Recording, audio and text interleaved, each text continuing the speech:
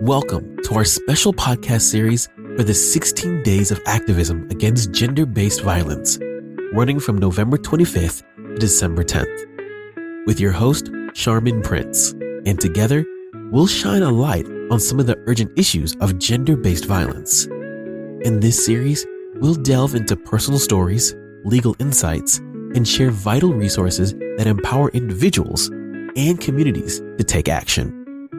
Our goal is to raise awareness, ignite conversations, and advocate for change in our societies. Join us as we embark on this critical journey to stand against violence, uplift survivors, and promote a world free from fear and abuse. Let's get started.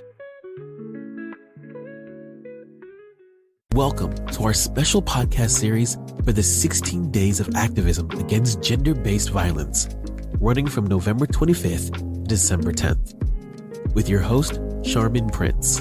And together, we'll shine a light on some of the urgent issues of gender-based violence. In this series, we'll delve into personal stories, legal insights, and share vital resources that empower individuals and communities to take action. Our goal is to raise awareness, ignite conversations, and advocate for change in our societies. Join us as we embark on this critical journey to stand against violence, uplift survivors, and promote a world free from fear and abuse. Let's get started. Welcome to the 16 Days of Activism Against Gender-Based Violence podcast series to raise awareness and even share the voices and the stories of survivors. I am your host, Charmin Prince, and today I have a special guest with me, and Dr. Hamdi Farah, who is the founder and CEO of Climate and Health Connect.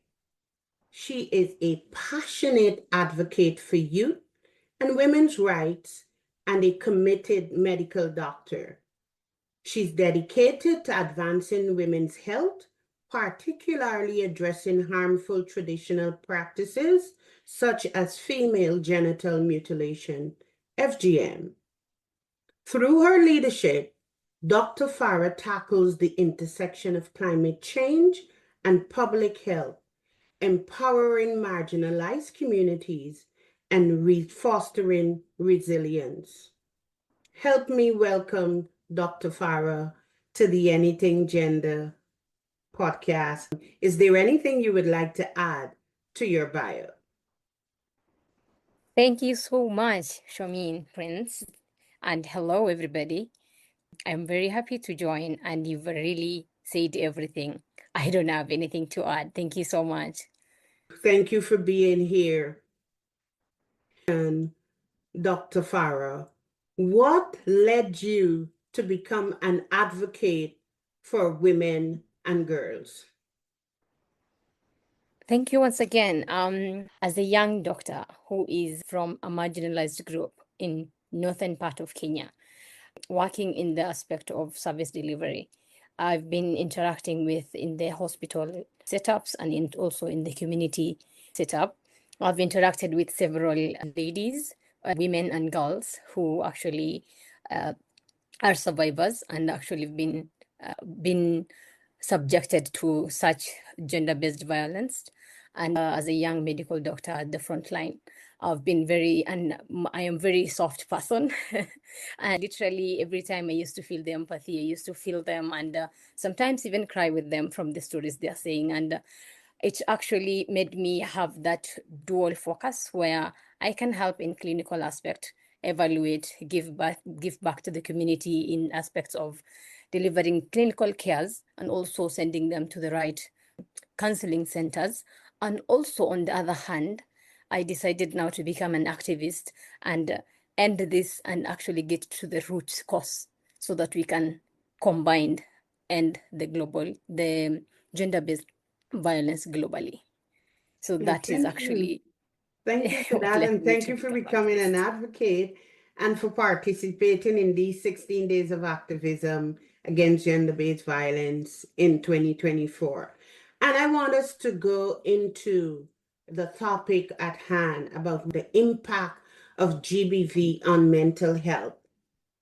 And Yeah.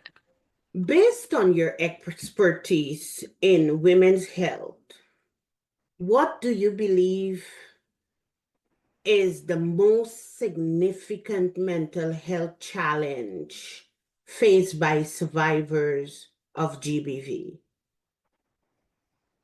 All right. The most in the setup that I work, the biggest challenge right now as we speak is lack of shelters for these survivors. Yeah. So for example, this gender-based violence happens at the households and at the level where they are supposed to be secure. Yeah. So once a lady faces some sort of violence at home, then she seeks shelter from the hospitals or from shelters that she is supposed to be secure. So, for example, the lady now comes to the outpatient, the hospital setups. Then for a service provider, medical doctor, then what you're supposed to do is tackle the clinical aspect. But our work is not supposed to stop there. We are supposed to make this survivor safe and secure and have that mental space where she can actually talk, she can express herself, she can actually see that what exactly is bothering her, for her to have enough sleep. Because, for example, some of the effects of this violence at home is lack of sleep, depressions, anxiety, and all this. Whenever you have a safe place to run to, then all that will come down. But again, these survivors, they don't have that safe space right now as we speak. There are not enough spaces, or let's say maybe shelter. And also, if they are there, then even the community members they're not aware of it. So on our end, as activists, as youth on the ground who are literally working hand on hand with the community, our work right now is creating awareness on, especially these 16 days. What we are doing is going to the grassroots levels, telling people that, okay, even if you're suffering, even if you're supposed to talk, there are some shelters you're supposed to run to. And for example, right now in the Northeastern, we don't have shelter. There is no even single shelter in the Northeastern part of Kenya. So for example, in such scenarios now, we give them the toll-free call numbers to call for online counseling, or online actually to reach to us, at least so that they can express and they can even talk, because these violences are happening at the place they are supposed to be secure. Thank you so much. And with that challenge of lack of shelter, how are you able to support the women with their safety? All right. So, for example, some of the practices that we have done as an organization and as youth coming together to help or to give back to the community, we created women groups among themselves. For example, right now we cannot afford to get a shelter for them, but what right now we can do for them is create groups of 20 women in certain villages. Like in one village, we will have 20 women coming together, discussing their problems amongst themselves. Also in that small group, creating a small business so that it can help them, like a women empowerment kind of thing. For example, they start contributing among themselves like $2 in a month or whatever they can afford, and then they help one lady among themselves, and then that lady now starts small business. This has been happening the last 8 months. It's very successful. It's making them busy, because idle, sometimes being idle will get you into trouble. Yeah. So among these 20 ladies or 20 women coming together, they share problems, they talk, they even gossip sometimes, and which I feel like sometimes it's a way of relieving yourself. Yeah. So that we realized we were supposed to assess 6 months, yeah, so that by annual. Then this is the 8 months, and the last 8 months it has been successful. It really helped them, not solving the gender-based violence on the ground, but at least making them talk among themselves. Those are the small things we could do as a youth on the ground to start with, rather than maybe right now, because we are definitely heading and advocating for these ladies and the survivors to have a shelter in the long run. But right now, that's what we could do. And it's really giving back to the community right now. And we are having very positive feedback from them right now. Okay. Correct me, please, but I think I heard you have created a peer support group for Yes, women, for those communities that lack shelter. correct. So there is the peer support group, and they created like a susu, a funding system among them for financial freedom and empowerment. Yes, that's very correct. Okay. Oh, thank you for sharing that. And for this very group who lack shelter, because those that are in the shelter, I'm sure there's support for their mental health treatment. But those that are in the community where there is no shelter, how are their mental health needs met? Well, as I told you, like young activists on the ground, we are literally on in the villages, in the grassroots level, where like no, it's called no reach areas because of infrastructure and all that. So we go to that areas, enlighten them on the toll-free calls. If you have any problems, you cannot reach to the shelters, or maybe there are no shelters. These are the numbers for free you can call. You can actually get online counseling. It's ladies or whoever you're comfortable with, you can talk to. Depending on the gender you really want to talk to, you will call this number and talk to and air out your problems, and we will help you. And in these 8 months I was talking about, we have been doing some research, and definitely there's a high level of anxiety and depression in this community because of that. And the community I am talking about is very reserved and very in the grassroots level. There's no even internet in those areas. Yeah, even electricity has not reached them, some of these places we are talking about. So in these areas right now, where all these limitations are happening, we usually tell them to, in our website we have that link of you can click and assess yourself, but only for those people who can read and write. But the community we are dealing with is reserved community majority who cannot even read and write. And the only way we can talk to them is through radio stations, where we can talk in the radio station. Every Friday evening, we have that conversations. People call from the villages to talk to you in that radio stations and air out their problems anonymously, some of them. And our work is literally to answer them. And out of that research we did, there was so much depression that was quote unquote called headache.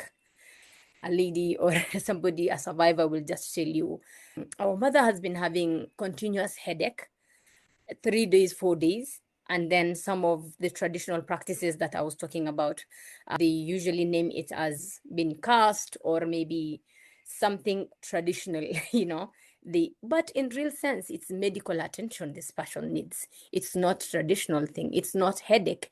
It is depression. She's not been talking to anyone. The perpetrator has been in the same area with her or him, and there was continuous suppression. So that led to this quote unquote headache, which after assessment literally became depression. Thank you so much for answering my question, and you also answered my follow-up question that if Yeah. if they're not literate enough, how are they receiving services? And in the rural areas where there is no internet, even no telephone, how are those survivors or victims' needs met? And I think you touch on that a little. But I'm curious about your research where you say there is high level of anxiety and depression, what screening tools are you using in your research?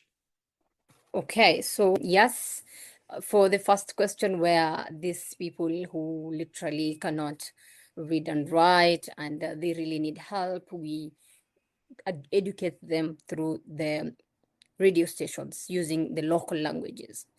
On the other hand, the research we are doing, even still continuing right now, we are using questionnaire tools, using Kobo Toolbox and questionnaires, and using our volunteers and people who are working with on the ground, where they go house to house, or also we have also our questionnaires in the hospitals and also in the police stations, where these victims will come and report these cases. Some of them, very few report apparently, because of the reserved traditional way the community has been handling their own things.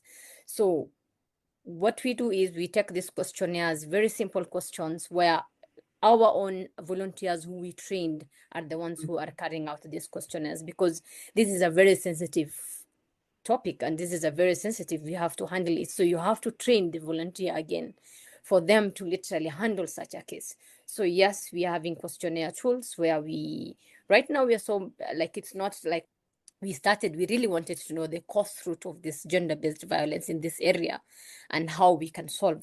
So for now, these are the questionnaires we are using after the answer, and then based on medical and the counselors and also psychiatrists we have a whole group called Ubongo Club. This club is psychiatrists and also students and volunteers specifically for counseling and mental health. So we are partnered with them and we are handling all this together as a whole group, where we can answer, we came up with the questions ourselves, we trained the volunteers, and any way they are handling is exactly the system we created for them. And it's really helping us to date. Thank you so much for that, because what I heard, you have wraparound services. The intervention that you're offering, it's not just the medical aspect, but you have what did you call that group? The Ubongo Club. It's a whole Ubongo club. Yes, Ubongo, yes. It's Swahili. In It's English, Swahili, it's called, and what does it mean? Ubongo means brains club. Okay, so you have the brain club. So there is a wraparound service for the survivors, and I want us to highlight that there is health, there is mental health, there is financial literacy, and there is social support. So Yes, you are offering victims and survivors in Kenya wraparound services, correct. which is one of the best intervention for trauma. So Yeah. I want to commend you and your team for developing such an effective system, because I've seen the impact of peer support. I have seen the impact of wraparound service in substance abuse cases, and so I know that wraparound service would be essential and effective for trauma survivors and victims of gender-based violence. And I want to thank you for sharing that much. I have a lot of questions. Thank you so much. You're welcome. But because of our time restraint, Yes. is there anything else you want the world to know about the services that you are offering gender-based violence victims and survivors in Kenya? Well, yes. Everybody right now, the whole globe is talking about how climate has really changed, how climate is affecting everything. And yes, climate it impacted every single thing, specifically the mental health. I am very passionate about mental health. Why? Because the areas we are working at, it's a community that keeps pastoralist. There was this drought that came, and 90% of the kettles, the camels, the goats has been like the livestock has gone completely. And these communities have been solely depending only on the pastoralist life and keeping cattle and all the animal keeping. And now that they have lost that, now it has increased the tension and stress among the communities. And right now, in African tradition, you know how men are supposed to be the lead of the house, they're supposed to be the breadwinners. And now that these men in these communities right now are not having that because of the drought, the effect of drought, yeah. And because of that, now it has increased the gender-based violence among these households where we work right now. And when you know the whole world where you always hear stories on this effect on gender-based violence happening this place, but when you come on the ground, right, and you see by yourself that these effects are real on the ground, and it's happening specifically in places with no phone calls, with no network, no internet. It's really touching, and it's actually happening this, and the world is not even aware of it. That's the worst part of it. You see, the world is not aware because TV is not captioning this, the news is not getting this information. And once in a while, yes, it's been captured, but there is real effects on the grassroots levels on these areas where are hard to reach. Yeah. And currently 34% of women aged 15 years to 49 are experiencing physical violence, and 13% are now facing sexual violence, according to the Kenya Demographic and Health Survey Report 2022. So is this real? Yes, it's very real. Do we need to act? Yes, we need to act right now. And we really need to create more awareness, and we really need to literally educate. The funny part is sometimes, you know, we go to places, forums, we talk about in barazas. Barazas is like the groups, you know. We go and talk about the effects of gender-based violence, and sometimes the hard to reach places, they do not even understand what gender-based violence is, because they think it's part of life. They think the man is supposed to hit you for you to deliver. It's like a normal to them, and they have been used, like they have been suffering from this all along from young age. So unless it's now our work, myself and you and all the actors right now, to literally educate these women and tell them that this is something we can avoid. You're not supposed to be quiet. You're not supposed to keep quiet and sleep on this. We will be there to help you, because again, what women again fear most is, if I leave this, where will I go? I do not have any other safe place. I cannot leave my children. So they suffer for the sake of their children and their family. Again, they will think of maybe, I will bring shame to the community. I will bring shame to my clan. You see, so those are the things me, myself, and all the local actors and all the actors in the world, we are supposed to hold hands and tell these people, like literally, it can happen to me, it can happen to anyone. So if we will not speak, and if they cannot relate with you, now that's the other thing, relating. If like maybe I go to a lady who is wearing a scarf like me, and I tell her like, this is so bad, you're not supposed to keep quiet. It's not religion, it's not anything, it's just bad practices. Then it hits her like, yeah, that's very true. If she is talking about, then I can relate to this, you see. So I get very passionate sometimes, I'm really sorry, but it really touches me because I have gone to the ground and I have seen real things, and I've been crying day and night, sometimes not eating, sometimes feeling depressed. I actually go to therapy for me to go and give back to the community sometimes, you know. So I'm sorry, I became very emotional. That's okay. And thank you for your passion. Thank you for your time. Thank you for what you're doing. Thank you for your investment. In 30 seconds, you can tell us, how can we support you in what you're doing? Thank you. Well, sometimes, you know, when you create this, for example, the only solution is to keep somebody free from what they don't like, free financial freedom, like any kind of freedom is the root success to everything. As youth who came together, we developed these groups, the women groups I was telling you. So maybe if we could literally start some small startups for these groups so that they can get financial freedom for themselves and also get shelters. Like, for example, the whole of Northeastern, I said there's no shelter.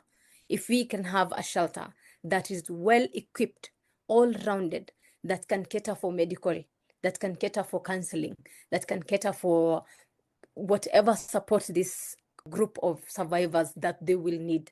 And after they have gone through that system, then they can be free and start their own journey. For example, get a business, get work, get employment, and start afresh, because it's never late to start afresh and live a life again, and be educated in this time they're in this shelter, that you can start at any age. It does not limited to anything. It's just in your brain that you limit yourself. If we can get that whole system, a shelter maybe, or maybe any way we can support these women, and not only women, even men are suffering, all genders are suffering. Any way we can help any human being who is suffering, right from the accommodating this human being to the point they can talk, because some of them, they talk after months, they are still traumatized, they can't even talk, to a point they can literally talk and express themselves, to a point they get through healing, and now after they healed, I start life again. Yeah. And I want to do business. I want to be taught. I want to go back to school. I want to start my own business. I want to be employed. I am a career person. That could have been very helpful. Thank you so much, Dr. Farah. This has been the Anything Gender podcast, and it's the series for the 16 Days of Activism 2024. We'll see you on the next episode.